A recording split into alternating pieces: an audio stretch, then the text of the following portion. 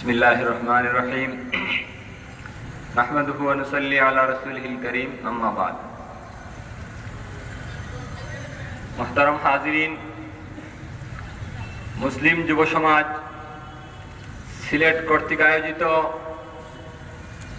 আজকের এই মওদুদিবাদের স্বরূপ উদ্ঘাটন মহাসমাবেশ, এটা আসলে মওদুদিবাদী যারা জামাত শিবির যারা করে তাদের ভালোর জন্য, তাদের দুঃখে দুঃখী হয়ে তাদের ঈমান যাতে নষ্ট না হয়, পরকালে তারা যাতে জাহান্নাম থেকে বাঁচতে পারে, এই উদ্দেশ্যে আজকের এই মহাসমাবেশ। অনেকে বলে থাকেন যে তারা এখন অনেক মুসিবতে আছে, সমস্যায় আছে, এই সময়ে এই পরিবেশে তাদের এই মুসিবতের সময় তাদের বিপক্ষে তাদের বিরুদ্ধে এই ধরনের সমাবেশ করা কতটুকু যুক্তিসঙ্গত, এগুলো তো আসলে ঠিক না। আমি তাদেরকে বলতে চাই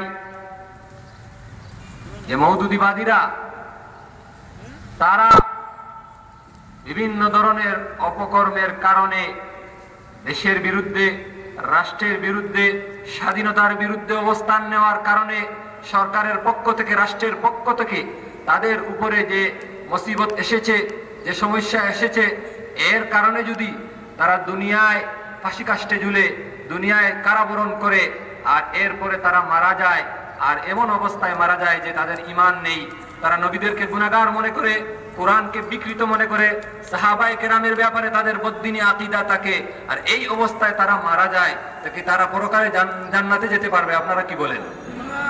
তাহলে তার উপরে দুনিয়াতে যদি কোনো অপকর্মের কারণে মুসিবত আসে, আর আমরা যদি এই চেষ্টা করি যে দুনিয়াতে তারা কষ্ট করতেছে, আখিরাতে যাতে তাদের জীবনটা সুখের হয়, তারা বেহেশতে যেতে পারে, তওবা করে জাহান্নামের পথ থেকে ফিরে আসতে পারে, এই কাজটা কি তাদের সাথে শত্রুতা না আসলে তাদের সাথে বন্ধুত্ব?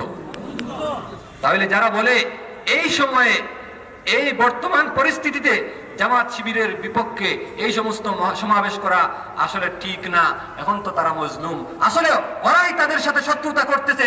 ওরা চায় জামাত শিবিরের লোকরা দুনিয়াতেও যাতে কষ্ট করতেছে, মুসিবতে পড়তেছে, তারা ফাঁসি কাষ্টে ঝুলতেছে, আখিরাতেও যাতে তারা জাহান্নামে যায়, বেহেশতে যেতে না পারে। তাই জামাত শিবিরের ভাইরা, আপনারা তাদেরকে বন্ধু মনে করতেছেন, ওরা আসলে বন্ধু নয়, ওরা আলেম রূপী শয়তান, শয়তান। আর আমরা এখানে জামাত শিবিরকে কোনো গালাগালি করতেছি না। তাদের বই থেকে, তাদের বইয়ে তারা যে কথাগুলো লিখেছে ইসলাম সম্পর্কে, তাদের যে মতবাদ পেশ করেছে, তাদের বই থেকে পড়ে পড়ে আমরা মানুষকে শোনাচ্ছি। কারণ আপনারা বলুন, আপনারা কেউ যদি কোনো বই লিখেন, আর ওই বইটা যদি কেউ মানুষের সামনে প্রচার করে, প্রকাশ করে, আপনারা কি তাতে বেজার হবেন, অখুশি হবেন না খুশি হবেন? তাইলে আমরা তো মওদুদি সাহেবের যে সমস্ত বই জামাত শিবিরের সিলেবাস মুক্ত, ওই সিলেবাস মুক্ত বইগুলো পড়ে পড়ে মানুষকে শোনাইতেছি, জামাত শিবিরের দলের বই পুস্তকের প্রচার করতেছি, তাদের সিলেবাসের প্রসার ঘটাইতেছি। তারা আমাদের উপর হামলা করে কেন? তারা আমাদেরকে হুমকি দেয় কেন? তারা তো আমাদেরকে চা খাওয়ানোর কথা, হাদিয়া দেওয়ার কথা, আমরা তাদের দলের প্রচার করতেছি। কারণটা কি? আমরা তো তাদের বিরোধিতা করতেছি না।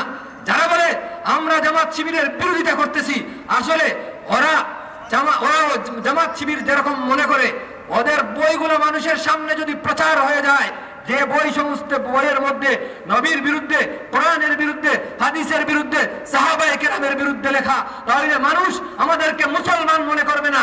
এই জন্য জামাত শিবির চায় না তাদের বইগুলো জনসমক্ষে আসুক, এবং ওই সমস্ত আলেম রূপী শয়তানরাও চায় যে জামাত শিবিররা তাদের নাস্তিকি, তাদের এই কুফরি মতবাদগুলা মানুষের সামনে যাতে না আসে। মানুষ জামাত শিবিরকে ইসলাম মনে করে, ঈমান মনে করে, বেহেশতি দল মনে করে, মানুষের ঈমান নষ্ট হয়। এই জন্য তারাও চায় না এই বইগুলা, এই কুফরি আকীদাগুলা মানুষের সামনে আসুক। এই জন্য তারা এই মাহফিলের বিরুদ্ধে অপপ্রচার করে। নইলে আমাদের উদ্দেশ্য কোনো শত্রুতা নয়। জামাত শিবির যদিও মনে করতেছে তাদের সাথে আমাদের শত্রুতা, আসলে আল্লাহর রাসূল সাল্লাল্লাহু আলাইহি সাল্লাম যেভাবে মক্কার কাফিরদের দয়ায়, তাদের দুঃখে, তাদের দুঃখে দুঃখী হয়ে আল্লাহ রাসূল তাদেরকে হকের পথে দাওয়াত দিয়েছিলেন যে তোমরা মূর্তি পূজা ত্যাগ করো, নইলে আখিরাতে জাহান্নামে যেতে হবে। তখন ওই মক্কার কাফিররা আল্লাহ রাসূলের উপর আক্রমণ করেছিল, আল্লাহ রাসূলকে গালি দিয়েছিল। আল্লাহ রাসূল কি তাদের বিরোধিতা করেছিলেন না তাদের মঙ্গল চাইছিলেন? আমরাও জামাত শিবিরের মঙ্গল চাই যে ভাইরা আপনাদের যে সমস্ত আকীদা, এই সমস্ত বিশ্বাস থাকলে মানুষ মুসলমান থাকতে পারে না, আপনারা এগুলা থেকে তওবা করে ঈমানের পথে ফিরে আসুন। আপনারা মনে করতেছেন মক্কার কাফিরদের মতো, যে মক্কার কাফিররা মুহাম্মদ সাল্লাল্লাহু আলাইহি সাল্লামকে যেভাবে দুশমন মনে করেছিল, আপনারাও আমাদেরকে দুশমন মনে করতেছেন, এই জন্য আমাদের উপর আক্রমণ করতেছেন। গতকালকের ঘটনা হয়তো আপনারা অনেকেই পত্রিকায় দেখেছেন, আমাদের ভাইয়েরা শান্তিপূর্ণভাবে পিকআপ দিয়ে প্রচারণা চালাচ্ছিল, জামাত শিবিরের সন্ত্রাসীরা তাদের উপর ইট পাটকেল ছুড়ে ঢিল ছুড়ে আমাদের 3 জন ভাইকে আহত করেছে যারা মেডিকেলে ভর্তি ছিল। কিন্তু ওরা তো শুধুমাত্র মাহফিলের প্রচারণা করতেছে। মাহফিলের প্রচারণায় এই পর্যন্ত বাংলাদেশের কোন দল, বিএনপির বিরুদ্ধে আপনি মাহফিল করেন, আওয়ামী লীগের বিরুদ্ধে করেন, জাতীয় পার্টির বিরুদ্ধে করেন, প্রচারণায় মাইকিংকে কেউ এখনো কোনোদিন বাধা দেয় নাই। কিন্তু জামাত শিবির এরা এত মারাত্মক ধরনের সন্ত্রাসী যে মাইকিং এর প্রচারণাতেও বাধা দেয়। কিন্তু আমরা তো আসলে তাদের বিরোধিতা আমাদের উদ্দেশ্য না, আমাদের উদ্দেশ্য তাদের মঙ্গল, তাদের আখিরাত যাতে সুন্দর হয়, তারা এটা বুঝতেছে না। আরেকটি কথা, অনেক মানুষ আলেমের ছদ্মাবরণে একটা প্রোপাগান্ডা করে আজকে আমার কাছে কয়েক ভাই বলছেন যে এই সমস্ত মাহফিল নাকি এগুলা গীবত। আচ্ছা, আমি আপনাদেরকে প্রশ্ন করি, বাংলাদেশে যখন তসলিমা নাসরিন ইসলামের বিরুদ্ধে লিখেছিল, উলামায়ে কেরাম তসলিমা নাসরিনের ওই কুফরিগুলা, নাস্তিকিগুলা মানুষের সামনে তুলে ধরে প্রতিবাদ করেছিলেন, ওইগুলা কি গীবত ছিল না? ওইগুলা ইমানি দায়িত্ব ছিল আলেমদের। কিছুদিন আগে নাস্তিকরা ব্লগের মধ্যে নবীদের বিরুদ্ধে লিখেছিল, আল্লাহর বিরুদ্ধে লিখেছিল, এর প্রতিবাদ বাংলাদেশের আলেমগণ করেছেন, এটা কি গীবত? মওদুদী সাহেব নবীদের বিরুদ্ধে লিখেছেন, সাহাবায়ে কেরামের বিরুদ্ধে লিখেছেন, কোরআনের বিরুদ্ধে লিখেছেন, ওইগুলা বলা কি গীবত? তাহলে ওইগুলা গীবত যে বলে, যে নবীর পক্ষে কথা বললে বলে গীবত, ও আসলে কি রাসূলের দুশমন না রাসূলের বন্ধু? তাহলে ও কি আলিম? রাসূলের দুশমনের পিছনে নামাজ পড়ে নামাজ হবে কিনা আপনারা চিন্তা করেন। গীবতের সংজ্ঞাই জানে না, ওটা কোনো আলিম না, এটা বন্ড আলিমের রূপ ধরেছে। গীবতের সংজ্ঞাই লেখা হয়েছে, গীবত হাদিসে বলা হয়েছে যিকরুকা আখাকা বিমা ইয়াকরাহ, তোমার ভাইয়ের এমন কিছু আলোচনা করা যেটা সে পছন্দ করে না তার অনুপস্থিতিতে। এবং সংজ্ঞার ভিতরে ওই কথাই আছে, মিন গায়রি আন উহবিজা ইলাইহি, যদি এটার কোনো প্রয়োজন না পড়ে, কোনো প্রয়োজন ছাড়া কারো পিছনে তার মানে তার সামনে ছাড়া পিছনে তার কোনো দুশ্চর্চা করা, এটাকে বলা হয় গীবত। কিন্তু যদি প্রয়োজন দেখা দেয় তাহলে এটা গীবত না। মনে করেন কোন ছেলে নষ্ট হয়ে যাচ্ছে মদ খায়, তার বাবার কাছে গিয়ে তার দোষ বলতে পারবেন, তোমার ছেলে মদ খায় নষ্ট হইতেছে, এখানে প্রয়োজন না বললে এটা নষ্ট হয়ে যাবে। এরকম চোর দেখছেন আপনি, আরেকজনকে সতর্ক করতে পারেন ওই লোকটা চোর, আপনার ঘরে চুরির জন্য আসতেছে, এটা গীবত না। প্রয়োজন যেখানে আছে এখানে এই দোষ বর্ণনা করা গীবত না। আর মানুষের ঈমান যেখানে নষ্ট হইতেছে এটা মানুষকে সতর্ক করা, এর চেয়ে বড় প্রয়োজন কি আর হইতে পারে? এটা যে গীবত যে বলবে, এ গীবতের সংজ্ঞাই জানে না, এ কোনো আলেম নয়, এ কিভাবে খতিব হইতে পারে, কিভাবে ইমাম হইতে পারে? এই সমস্ত আসলে এরা মওদুদীর দলাল। আপনি এদের খবর নিয়ে দেখেন, হয়তো তার ছেলেকে মওদুদীরা কোনো প্রতিষ্ঠানে চাকরি দিয়েছে, নয়তো তার পকেটে হাতিয়া দে তাকে দাওয়াত খাওয়ায়, নয়তো তার ইমামতি টিকে আছে মওদুদীদের বদৌলতে। এই জন্য এই সমস্ত শয়তানি প্রোপাগান্ডা, নইলে হক্কানি উলামায়ে কেরামের সামনে আসে কথা বলার সাহস এই সমস্ত জারজদের নেই। বলে আবার কথায় কথায়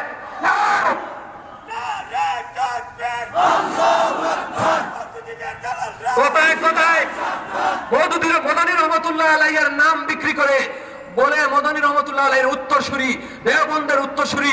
আর মদনী রহমতুল্লাহ আলাইহি তার ফতোয়ার মধ্যে লিখেছেন, কোন মুসলমানদের জন্য মওদুদীবাদী জামাত শিবিরের মোকাবেলায় মুখ বন্ধ রাখা জায়েজ নয়। মদনী রহমতুল্লাহ আলাইহি বলতেছেন, সব মুসলমানদের জন্য জরুরি হচ্ছে এই মওদুদী ফিতনার মোকাবেলায় মুখ খোলা। কারো জন্য মুখ বন্ধ রাখা জায়েজ নয়। আর সে বলে আমি মদনী রহমতুল্লাহ আলাইহির উত্তরসূরি, দেওবন্দের উত্তরসূরি, আর মওদুদীর বিরুদ্ধে বললে, মওদুদী সম্পর্কে বললে বলে গীবত। এটা আসলে মদনী রহমতুল্লাহ আলাইহির নাম বিক্রি করে খাচ্ছে। এটা আসলে মদনী রহমতুল্লাহ আলাইহির সন্তান নয়, উত্তরসূরি নয়, ধোঁকাবাজ, ধোঁকাবাজ। আমরা অত্যন্ত আনন্দের সাথে জানাচ্ছি এখনই আমাদের মাঝে উপস্থিত হয়েছেন বৃহত্তর সিলেটের অত্যন্ত প্রাচীন দ্বীনি দরসগাহ হযরত আব্দুল্লাহ হরিপুরি শেখ রহমতুল্লাহ আলাইহির দ্বীনি দরসগাহের শাইখুল হাদিস আল্লামা ইউসুফ সাহেব দামাত বারাকাতুহুম। তো আসলে গীবতের সংজ্ঞা তো আপনারা বুঝতে পেরেছেন। এই জন্য যারা এই সমস্ত বলে এরা আসলে মওদুদীদের দালাল। আপনি ইয়া করে খোঁজ নিয়ে দেখেন। আর একটা প্রপাগান্ডা এখন শুরু হয়েছে, যেটা আমি আগেও কিছু বলেছি, এখন অনেকে বলে থাকে যে এখন হচ্ছে আস্তিক আর নাস্তিকের লড়াইয়ের সময়। এখন এগুলোর সময় না। ইসলামের মোকাবেলা, ইসলামের লড়াই শুধু নাস্তিকের সাথে নয়, এটা জেনে রাখবেন। ইসলামের লড়াই নাস্তিকের সাথে, যত বাতিল আছে সবার সাথে ইসলামের লড়াই।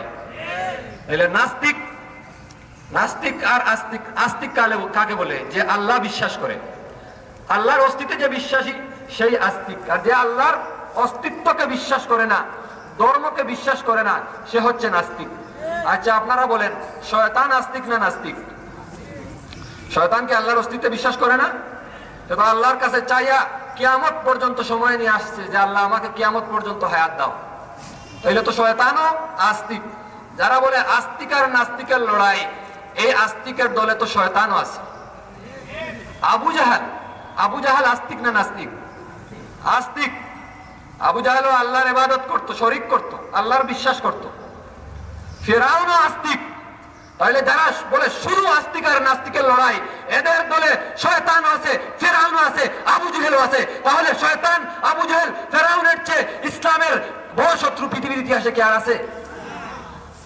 ইসলামের লড়াই শুধু আস্তিকের সাথে, নাস্তিকের সাথে নয়। যেভাবে নাস্তিকের সাথে, এইভাবে যত বাতিল আছে সবার সাথে। এখন যদি বলেন শুধু নাস্তিকের সাথে, তাহলে হিন্দুও তো আস্তিক, তারাও ভগবানে বিশ্বাসী। খ্রিস্টানও আস্তিক, তারাও আল্লাহ বিশ্বাস করে। ইহুদিও আস্তিক, তারাও আল্লাহর উপর বিশ্বাসী। শয়তানও আস্তিক, আবু জাহেলও আস্তিক, ফিরআউনও আস্তিক, নমরুদও আস্তিক। সবাই তোমার দলে। নাস্তিক কয়জন নাস্তা দুনিয়ায়? পুরা সিলেট দিলে কয়জন নাস্তিক বাইর করতে পারবেন? এটা হলো ধোঁকা। ইসলামের নামধারী যে সমস্ত শয়তান, যে সমস্ত বাতিল ফিরকা আছে, কাদিয়ানি আছে, শিয়া আছে, মওদুদী আছে, এরা তাদের বিরুদ্ধে উলামায়ে কেরামের যে অবস্থান, উলামায়ে কেরামের মুখ বন্ধ রাখার জন্য এই স্লোগান বাহির করছে যে আস্তিক আর নাস্তিকের লড়াই হইলে কাদিয়ানিও আস্তিক, শিয়াও আস্তিক, মওদুদীও আস্তিক, লামোজবিও আস্তিক, দেওয়ানবাগীও আস্তিক, মাইজভান্ডারি সবাই আস্তিক। সুতরাং এখন আর এগুলার বিরুদ্ধে বলার সময় নাই। এখন শুধু নাস্তিকের বিরুদ্ধে বলো। নাস্তিক কই?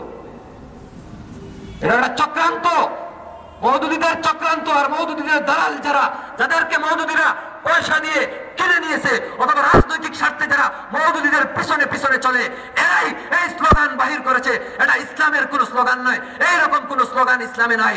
আস্তিক আর নাস্তিকের লড়াই, ইসলামের লড়াই, হক আর বাতিলের লড়াই। যেখানেই বাতিল সেখানেই ইসলাম। কাহারিজ এসেছে বাতিলের রূপে ইসলামের বিরুদ্ধে লড়াই করেছে, রাফিজ এসেছে বাতিলের রূপে ইসলামের বিরুদ্ধে লড়াই করেছে। এরপরে মুতাজিলা এসেছে, কাদরিয়া এসেছে, জাবরিয়া এসেছে, কাদিয়ানি এসেছে, শিয়া এসেছে, মওদুদী এসেছে। যখন যে বাতিল বাতিলের রূপে এসেছে, ইসলাম হকের রূপে তার বিরুদ্ধে লড়াই করেছে। এটা ধোঁকাবাজি, ধোঁকাবাজি। এটা ভালো করে বুঝে রাখবেন। বাইর হওয়ার পরে বলবে এখন আস্তিক আর নাস্তিকের লড়াই। এখন এগুলা বলার সময় না। আর নাস্তিকের দোষটা কি? সে আল্লাহর বিরুদ্ধে বলেছে, নবীর বিরুদ্ধে বলেছে। তাহলে নাস্তিকের বিরুদ্ধে, নাস্তিক যদি আল্লাহর বিরুদ্ধে বললে লড়াই করতে হয়, নাস্তিক যদি রসুলের বিরুদ্ধে বললে লড়াই করতে হয়, তাহলে কেউ যদি ইসলামের নাম নিয়ে, আস্তিকের নাম নিয়ে আল্লাহর বিরুদ্ধে বলে, নবীর বিরুদ্ধে বললে, এর বিরুদ্ধে লড়াই নাই?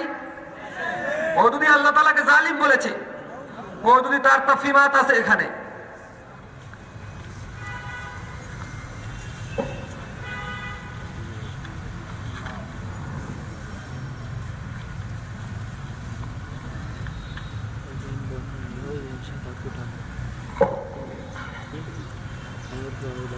এই 338 নম্বর পৃষ্ঠায়, এই দ্বিতীয় খণ্ডের, সে বলেছে যেখানে অবাধ নারী পুরুষের মেলামেশা আছে, অবাধ মানুষের মধ্যে অভাব অনটন আছে, এই জায়গায় যদি কেউ জেনা করে, কেউ চুরি করে, তাহলে তার উপর হদ প্রয়োগ করা, জেনার শাস্তি প্রয়োগ করা, চুরির শাস্তি প্রয়োগ করা, এটা নাকি জুলুম। চুরি করলে হাত কাটতে হবে, জিনা করলে তার উপর হদ প্রয়োগ করতে হবে, এই শাস্তি কে দিয়েছেন? আল্লাহ তাআলা কোরআনের মধ্যে দিয়েছেন। এটা যদি জুলুম হয়, এই জুলুমের যিনি হুকুম দাতা উনি কি হবেন? আল্লাহকে জালিম বলছে। এটা শুধু এই তাফহিমাতের মধ্যে নয়, 1991 সালে জামাতে ইসলামীর নির্বাচনী ম্যানিফেস্টোতেও হুবহু এই কথা লেখা আছে। যে সমাজের মধ্যে এগুলা অবাধে নারী পুরুষের মেলামেশা আছে, মানুষের মধ্যে অভাব অনটন আছে, এই সমাজে চোরের হাত কাটা, জিনার শাস্তি, এই রজম, পাথর মারা বা বেত্রাঘাত করা, এগুলা জুলুম। যে আল্লাহকে না জালিম বলতে পারে সে কি নাস্তিক নয়? যে তার বইয়ের মধ্যে লিখছে, এই যে তাফহিমাত 2য় খণ্ডের 57 নম্বর পৃষ্ঠায় লিখেছে, আল্লাহ তাআলা ইচ্ছা করে সব নবী থেকে 2-1টি গুনাহ সংগঠিত হতে দিয়েছে। দেখেন 57 নম্বর পৃষ্ঠা, তাফহিমাত 2য় খণ্ড। এটার বাংলা হচ্ছে নির্বাচিত রচনাবলী। সবগুলা মওদুদির বই, জামাত শিবিরের সিলেবাসের বই। এরা অনেক সময় মানুষকে ধোঁকা দেওয়ার জন্য বলে থাকে যে আমরা জামাত শিবিরকে মানি না। এটা আপনারা অনেক সময় শুনে থাকবেন। তারা বলে থাকে আমরা জামাত শিবির, মওদুদি সাহেবকে মানি না, আমরা জামাত শিবির করি। এটা ধোঁকা দেওয়ার জন্য। আর তাদের কিছু দালালও আছে এই সমাজে ঘুরে বেড়ায়, যারা আলেমের রূপ নিয়ে বলে না তারা তো মওদুদি সাহেবকে অনুসরণ করে না। দেখেন তারা মওদুদি সাহেবকে কি পরিমাণ অনুসরণ করে। আল্লাহর কোরআন থেকেও মওদুদির বইয়ের দাম জামাত শিবিরের কাছে বেশি। দেখেন বই, ইসলামী আন্দোলনের পথ ও পথে ও মতিউর রহমান নিজামী, বইয়ের লেখক মতিউর রহমান নিজামীকে চেনেন তো আপনারা? কে? জামাতের আমির। এই বইয়ের 27 নম্বর পৃষ্ঠায় নিজামী সাহেব লিখতেছেন, মাওলানা মওদুদী এর মৌলিক বই পুস্তক যার উপরে ভিত্তি করে জামাতে ইসলামী দাঁড়িয়ে আছে। বুঝে আছে? মওদুদী সাহেবের বই পুস্তকের উপর ভিত্তি করে জামাতে ইসলামী দাঁড়িয়েই আছে। এরপরে উনি লিখতেছেন, ইসলামী বিপ্লবের পথ, ইসলামী আন্দোলনের নৈতিক ভিত্তি, দাওয়াত ও কর্মনীতি, সত্যের সাক্ষ্য, হেদায়েত, ইসলামী আন্দোলনের সাফল্যের শর্তাবলী সহ এ সকল বই আমাদের সব সময় পড়া দরকার। বিশেষ করে এই বইগুলো দায়িত্বশীলদের সামনে সব সময় থাকা দরকার। ব্যাগ নিয়ে সফর করলে এসব বই ব্যাগে থাকা দরকার। নিজের পড়ার টেবিলে সব সময় থাকা দরকার। বুঝছেন কথা? সব সময় পড়তে হবে। ব্যাগ নিয়ে সফর করলে ব্যাগে থাকতে হবে, নিজের পড়ার টেবিলে সবসময় থাকতে হবে। এরপরে লিখতেছেন, প্রয়োজনে যে কোনো সময় সেখান থেকে আমাদের দেখা দরকার যে আমরা ইসলামী আন্দোলনের মৌলিক চিন্তা থেকে কোথায় কোথায় একটু এদিক সেদিক হচ্ছি। মওদুদী সাহেবের যে চিন্তাধারা আছে এর থেকে আমরা এদিক সেদিক হচ্ছি কিনা সবসময় দেখতে হবে। আচ্ছা, আমি আপনাদেরকে প্রশ্ন করি, অনেকেই আপনারা আজকে বাহির থেকে আসছেন সিলেটে সফর করে, কোরআন শরীফ কি সাথে আনছেন? মওদুদীর বই ব্যাগ নিয়ে সফর করলে ব্যাগে থাকতে হবে, এই পরিমাণ গুরুত্ব। কিন্তু এখান থেকে উঠার পরে আপনাকে বললাম আমরা মওদুদী সাহেবকে মানি না, আমরা তো করি জামাত শিবির। মওদুদী সাহেব তো পাকিস্তানের লোক, এটা তারাও বলে আর তাদের দালালরাও বলে। এর চেয়ে বড় ধোঁকাবাজি কি আর হইতে পারে? আপনি বিএনপি করে বলেন না তুমি কারে মানো, বলবে আমার আদর্শ জিয়া, আমি জিয়া সাহেবকে নেতা মানি, আওয়ামী লীগ আমি মুজিব সাহেবকে নেতা মানি, জাতীয় পার্টি আমি এরশাদকে নেতা মানি। আর তারা যার জন্য জান দিয়ে দেয়, যার বিরুদ্ধে কথা বললে আক্রমণ করে, যে মওদুদী সাহেব নবীদেরকে গালিগালাজ করেছেন তাদের কোনো সমস্যা নাই, কিন্তু এই মওদুদী সাহেব নবীদেরকে গালিগালাজ করেছেন এই কথাগুলো বললে তারা বরদাস্ত করতে পারে না, আক্রমণ করে। এত মায়া, এত তাদের মহব্বত মওদুদীর সাথে, আর বলে কি মওদুদী সাহেবকে আমরা মানি না। এর চেয়ে বড় ধোঁকাবাজ কি আর হতে পারে? আপনারা বলেন। এখন দেখেন মওদুদী সাহেব নবীদের ব্যাপারে কি লিখছে। প্রথমেই উনি উনার মূলনীতি লিখছেন তাফহিমাত 2য় খণ্ডের 57 নম্বর পৃষ্ঠায়। আমি বইয়ের পৃষ্ঠা সহকারে বলতেছি, যদি ভুল বলে থাকি জামাত শিবিরের ভাই যারা আছেন বা তাদের দালাল যারা আছেন, চ্যালেঞ্জ করছি, আপনারা আমাদের চ্যালেঞ্জ গ্রহণ করে যে কোনো জায়গায় আছেন, ভুল প্রমাণ করতে পারলে যত টাকা জরিমানা বলবেন আমরা দিতে প্রস্তুত আছি। নইলে আপনার বইতে লিখবেন নবীর বিরুদ্ধে, এইটা আমি পড়াশোনা নয়, এটা দালালি।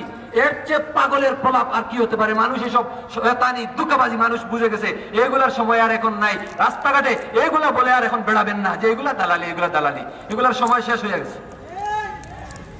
দেখেন 57 নম্বর পৃষ্ঠায় उन्हें लिखते हैं, अल्लाह ने बिल इरादा हर नबी से किसी ना किसी वक्त अपनी हिफाजत उठाकर एक दो लफ्ज़िशें सरजद हो जाने दी है ताकि लोग अंबिया को खुदा ना समझ ले। আল্লাহ তাআলা ইচ্ছা করে সব নবী থেকে তার হেফাজত উঠাইয়া একটা দুইটা গুনাহ সংগঠিত হতে দিয়েছে। কি জন্য নবীদেরকে আল্লাহ তাআলা গুনাহ করাইছেন? তাহলে মানুষ যাতে নবীদেরকে খোদা মনে না করে। গুনাহ না হইলে নাকি নবীরা খোদা হয়ে যাইবে। এই জন্য নবীরা বিবাহ করছেন, ছেলে সন্তান আছে, খাওয়া ঘুমাইতেন, ভাত খাইতেন, এগুলা তাদের মানুষ হওয়ার জন্য যথেষ্ট না। মানুষ হইতে হইলে গুনাহ করতে হইব। তাহলে এই যে ছোট ছোট বাচ্চারা, এরাও তো খোদা হয়ে যাইব। এদের কি কোনো গুনাহ আছে? না, বালিক মাসুম বাচ্চা, ফেরেশতারাও খোদা হয়ে যাইব। এখন এটা ওনার মূলনীতি প্রথমে বানাইছেন, অথচ সম্পূর্ণ মিথ্যা। আল্লাহ তাআলা কোরআনে জায়গায় জায়গায় বলতেছেন নবীদেরকে আমি হেফাজত করি, কারণ নবীদের থেকে কোনো দোষ হইলে স্বয়ং আল্লাহ তাআলা দোষী হয়ে যাবেন। আল্লাহ তাআলা কোরআনে বলতেছেন ওমা ইয়ানতিকু আনিল হাওয়া ইন হুয়া ইল্লা ওয়াহয়ুন ইউহা। নবী নিজের মনের ইচ্ছা একটা কথাও বলেন না, যা আল্লাহর পক্ষ থেকে ওহী আছে তাই বলেন। কারণ আল্লাহর পক্ষ থেকে যদি নবী ওহী আসে আর কথা বলেন নবী, আর এরপরে ভুল হয়, তাহলে ভুলটা কার হয়েছে? নবীদেরকে নির্বাচন কে করছেন? আল্লাহ তাআলা। এখন ভুল হইলে এটা কার নির্বাচনে ভুল হয়েছে? আল্লাহর। এই জন্য আল্লাহ তাআলা কোরআনে জায়গায় জায়গায় ঘোষণা করছেন নবীদেরকে আমি হেফাজত করি, আর উনি বলতেছেন আল্লাহ তাআলা গুনাহ করান। কার কথা সত্য? আল্লাহর কথা না মওদুদী সাহেবের কথা? জামাত শিবিরের বাইরা তো বলবে মওদুদী সাহেবের কথা সত্য, কারণ নবীদের ভুল হইতে পারে, ওনারা মানুষ। মওদুদী সাহেবের ভুল হইতে পারে না। উনি মওদুদী সাহেব এক জায়গায় লেখছেন, ওনার লিখিত বই আছে রাসাইল মাসাইল, উনি ওনার বইতে পরিষ্কার লিখছেন আমি জীবনে যা লিখেছি, যা বলেছি, সব ভালো করে বুঝে শুনে লিখেছি। যার ব্যাপারে আমি সম্পূর্ণভাবে মুতমাইন, আমি আমার ব্যাপারে একেবারে মানে বিশ্বাসের সাথে বলতে পারি যে আমি কোনো কিছু ভুল বলি নাই জীবনে। এই উনার বক্তব্য নিজের ব্যাপারে এটা, আর নবীদের ব্যাপারে বক্তব্য হচ্ছে সব নবীরা গুনাহগার, নাউযুবিল্লাহি মিন যালিক। অথচ আনোয়ার শাহ কাশ্মীরি রহমতুল্লাহ আলাইহি বিংশ শতাব্দীর সবচেয়ে বড় মুহাদ্দিস, সবচেয়ে বড় মুফতি, সবচেয়ে বড় আলিম। ওনার পরিচয় দিতে গেলে অনেক সময়ের ব্যাপার। উনি জীবনে যা একবার পড়তেন কোনোদিন ভুলতেন না। উনি ওনার কিতাব ইকফারুল মুলহিদিন, যুগ শ্রেষ্ঠ কিতাব, এই ইকফারুল মুলহিদিনের 60 নম্বর পৃষ্ঠায় উনি পরিষ্কার লেখছেন, ফিকহার অন্যান্য কিতাবের ইবারত আনছেন যে কেউ যদি বলে লাউ কালা লাম ইউসামু হালান নবুওয়াতে আও ক্বাবলাহা কুফিরা, কেউ যদি বলে নবীরা নবুয়তের আগে বা পরে নিষ্পাপ নন, মাসুম নন, তাহলে সে কাফির হয়ে যাবে। নবীদেরকে কেউ যদি গুনাহগার বলে, নবুয়ত প্রাপ্তির আগে হোক বা পরে হোক, ওই ব্যক্তি কাফির হয়ে যাবে। আনোয়ার শাহ কাশ্মীর রহমতুল্লাহ আলাইহির ফতোয়া অনুযায়ী তারা কি, আপনারা বিচার করেন। অনেকে বলে এদের তো আমাদের বড় বড় বুজুর্গার এদিন কাফের বলেন না, এই জন্য এরা আমাদের মুসলমান ভাই। আর মদনী রহমতুল্লাহ আলাইহি ওনার ফতোয়ায় লিখেছেন মওদুদী সাহেবের যে ইসলাম, এটা আল্লাহর রাসূল 1400 বছর আগে মদিনায় যে ইসলাম নিয়ে এসেছেন এর থেকে সম্পূর্ণ আলাদা। এটা নতুন আরেক ইসলাম। আল্লাহর রাসূলের সেই 1400 বছর আগের ইসলামের সাথে মওদুদীর জামাত ইসলামের কোনো সম্পর্ক নাই। আর কাফির বলার বাকি রয়েছে নাকি? আল্লাহর রাসূলের ইসলাম থেকে নতুন যদি কোনো ইসলাম হয়, এটা কি আর বাকি রয়েছে নি? এরপরে বলে এটা আমার মুসলমান ভাই। তার মুসলমান ভাই নবীদের ব্যাপারে কি বলেন শুনেন। যারা মওদুদীদেরকে মুসলমান ভাই বলে, তাদের মুসলমান ভাই নবীর ব্যাপার দাউদ আলাইহিস সালাম সম্পর্কে কি বলছে দেখেন। এমন ভয়ঙ্কর কথা যেটা শুনলে ভয় পায়। এটা যদি কোনো নাস্তিক বলতো, আস্তে পুরো বাংলাদেশে এখন আন্দোলন শুরু হয়ে যেত। দেখেন লেখছে ওই 56 নম্বর পৃষ্ঠায়, मगर उसकी असलियत सिर्फ इस कदर थी कि हजरत दाऊद ने अपने आहद की इसराइली सोसाइटी के आम रिवाज से मुतासिर होकर उरिया से तलाक की दरखास्त की थी। मौदूदी लिखते से नाउजुबिल्लाह नाउजुबिल्लाह नाउजुबिल्लाह। हजरत दाऊद আলাইহিস সালামের সমাজের এক ব্যক্তির নাম ছিল উরিয়া। উরিয়ার একজন সুন্দরী স্ত্রী ছিল।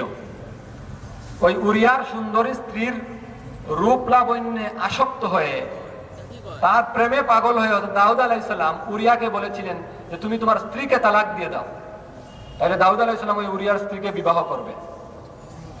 আমার কথা বুঝতেছেন নি আপনারা? আচ্ছা, আপনাদের আমি বলি, আমাদের সমাজের যে সমস্ত এই যে সন্ত্রাসী ছেলেরা আছে, যারা মদ খায়, যারা গাঞ্জা খায়, চুরি ডাকাতি করে, এরাও কি কোনো অন্য লোককে গিয়ে কোনোদিন বলেছে যে তোমার বিবিকে তালাক, বউকে তালাক দাও, আমি বিবাহ করবো? তাহলে দাউদ আলাইহিস সালাম একজন নবী হয়ে যদি উরিয়াকে বলেন তোমার স্ত্রীকে তালাক দিয়ে দাও, আমি বিবাহ করব, তাহলে তো এই সমস্ত গুন্ডা পান্ডারাও বলবে এই সমস্ত নবীর চেয়ে তো আমরাই ভালো। কত বড় গালি একজন নবীকে, চিন্তা করেন। নাম দিছে জামাতে ইসলামী, হার তার দালালরা বলতেছে এরা আমাদের ভাই। তাহলে নাস্তিকদের দুষ্টা কি? নাস্তিকের বিরুদ্ধে আন্দোলনের দরকারটাই কি? নাস্তিকের তো দোষ একটাই, নবীর বিরুদ্ধে বলেছে। তাহলে আমরা কি বুঝবো এই আন্দোলনটা আসলে তো ইসলামের জন্য না, এটা রাজনৈতিক কোনো স্বার্থে হয়েছে। ইসলামের জন্য যদি হয়, নবীদের মহব্বতে হয়, তাহলে এত বড় গালি নাউজুবিল্লাহ নাউজুবিল্লাহ, দাউদ আলাইহিস সালামকে বদমাশ বলে ফেলছে, আর আপনি আলিমের দাবিদার, নবীর ওয়ারিসের দাবিদার হয়ে বলতেছেন এ আমার ভাই। এর বিরুদ্ধে বললে বলেন গীবত হয়ে গেছে। এটা কোন ধরনের আলিম? আপনারা বিচার করেন। আপনারা যে এদেরকে হাদিয়া দেন, এদেরকে দাওয়াত খাওয়ান, কি জন্য খাওয়ান? এরা তো নাইবে নবী, নবীর ওয়ারিস। নবীর ওয়ারিসের কাজ কি এগুলা? নবীর দুশমনের পক্ষে যাওয়া, আর নবীর দুশমনের মোকাবেলায় যারা দাঁড়ায় তাদের বিরোধিতা করা। এটা কি নবীর ওয়ারিসের কাজ, না এটা নবীর শত্রুর কাজ?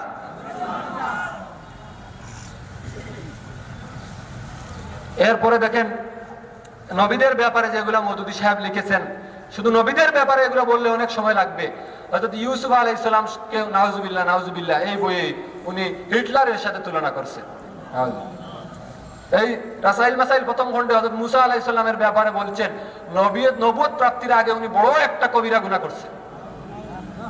হযরত তাফহিমুল কুরআনের মধ্যে হযরত ইব্রাহিম আলাইহিস সালাম সম্পর্কে বলেছেন নবী হওয়ার আগে উনি সাময়িকভাবে শিরিকের মধ্যে পড়ে গিয়েছিলেন, শিরিকের গুনাহ করছেন। এরকম সব নবীর ব্যাপারে আদম আলাইহিস সালাম সম্পর্কে বলছেন আদম আলাইহিস সালাম গুনাহ করে নাফরমানির গর্তের মধ্যে পড়ে গিয়েছিলেন। এরপরে হযরত এই নূহ আলাইহিস সালাম সম্পর্কে বলছেন তার মধ্যে জাহিলিয়তের আসর ছিল, জাহিলিয়তের জজবা ছিল। হযরত দাউদ আলাইহিস সালাম সম্পর্কে অনেক অন্য জায়গায় লেখছেন যে উনি যে কাজগুলা করছেন এগুলা হক পন্থায় শাসন কার্য পরিচালনাকারী কোন শাসকের পক্ষে শোভা পায় না। এর মধ্যে খাইশাতে নফসানি, নফসের খাইশের দখল ছিল। আরো অনেক উক্তি নবীদের ব্যাপারে। আর সর্বশেষে আমাদের নবী হযরত মুহাম্মদ সাল্লাল্লাহু আলাইহি সাল্লাম সম্পর্কে উনি লিখছেন নাউজুবিল্লাহ মিন যালিক। এটা আগে হুজুর দেখাইছেন তাফহিমুল কুরআন শেষ খণ্ড 19 নম্বর খণ্ডের সূরা নসর ইজা জাআ নাসরুল্লাহর 4 নম্বর টিকায় উনি পরিষ্কার লিখছেন যে আল্লাহর রাসূল সাল্লাল্লাহু আলাইহি ওয়াসাল্লামকে আল্লাহ তাআলা যে দায়িত্ব দিয়েছিলেন, কোন দায়িত্ব দিয়েছিলেন? নবুয়ত আর রিসালাতের দায়িত্ব। এই আল্লাহ প্রদত্ত দায়িত্বের মধ্যে আল্লাহর রাসূল সাল্লাল্লাহু আলাইহি ওয়াসাল্লাম ভুল করেছেন, ত্রুটি করেছেন, অসম্পূর্ণতা, দুর্বলতা রয়ে গেছে। এই জন্য আল্লাহর রাসূল আল্লাহর কাছে মাফ চাইতে হবে। নাউজুবিল্লাহ। আপনারা বলেন আল্লাহর রাসূলের যদি নবুয়তি দায়িত্বের মধ্যে ভুল ত্রুটি থাকে, অসম্পূর্ণতা, দুর্বলতা থাকে, তাহলে ইসলাম ধর্ম কি পরিপূর্ণ? কোরআন কি সঠিক? হাদিসের তো আর কথাই নাই। এটা শুধু উনি তাফহিমুল কুরআনের মধ্যে লেখেন নাই, ওনার বই আছে এখানে কোরআনের 4টি মৌলিক পরিভাষা। ওই বইয়ের শেষ দুই লাইনের মধ্যে পরিষ্কার লেখছেন যে আল্লাহ রাসূল তার 23 বছরের নবুয়তি জীবনে যে সমস্ত ত্রুটি বিচ্যুতি করেছেন এর জন্য আল্লাহর কাছে মাফ চাইতে হবে। এরপরে এখানে ছাত্র শিবিরের বই আছে, এই যে বই কর্মী প্রশিক্ষণ সহায়িকা ইসলামী ছাত্র শিবির বাংলাদেশ সিলেট মহানগরী।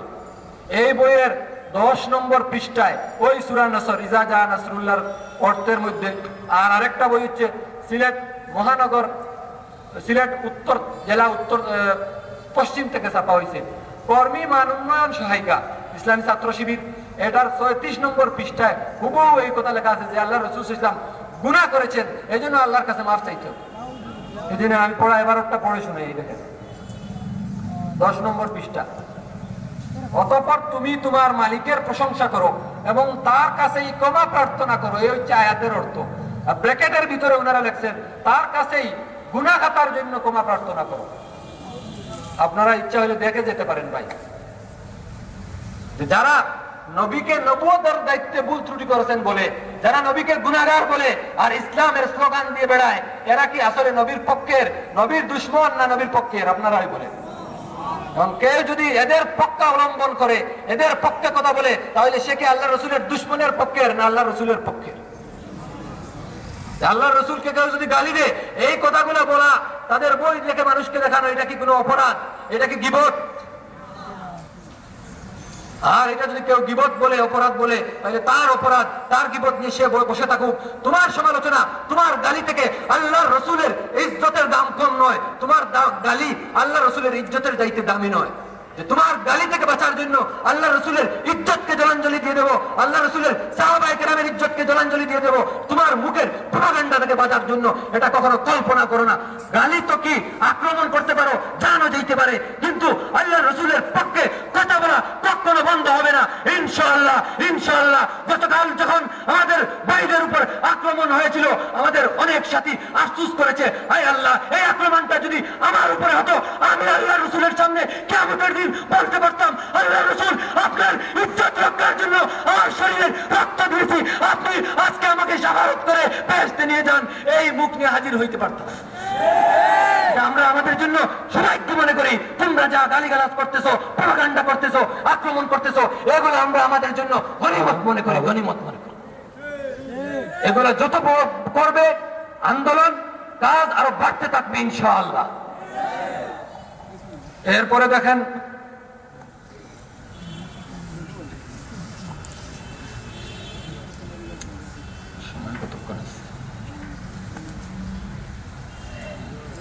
আচ্ছা সময় কমে গেছে। আমি মওদুদী সাহেবের নজদিক দিন, মওদুদী সাহেবের কাছে, জামাত শিবিরের কাছে দিন ধর্ম বলতে তারা কি বুঝে, আর আপনাদের কাছে ধর্ম বলতে আপনারা কি বুঝেন, একটু আপনারা বিচার করে আপনারাই ফয়সালা দিবেন যে আপনাদের ধর্ম, আপনাদের দিন, আপনাদের ইবাদত আর মওদুদীবাদী যারা জামাত শিবির তাদের ইবাদত ধর্ম এক কিনা আপনারা ফয়সালা দিবেন। মদনী রহমতুল্লাহ আলাইহি তো আগেই বলে গেছেন এদের ধর্ম নতুন ধর্ম। আপনারা ধর্ম বলতে কি বুঝেন?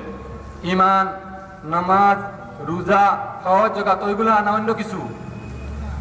বুট, রাজপথে মিছিল করা, এমপি হওয়া, ওইগুলা কি দিন মনে করেন আপনারা ধর্ম বলতে? ওইগুলা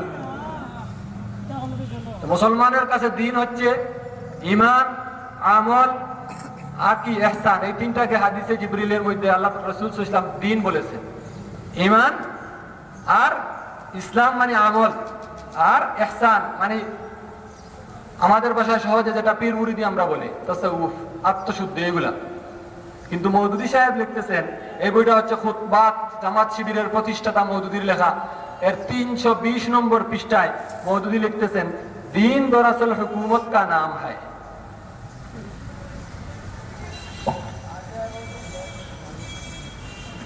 এই দেখেন আপনার, দিন দরাসল হুকুমত কা নাম হ্যায়।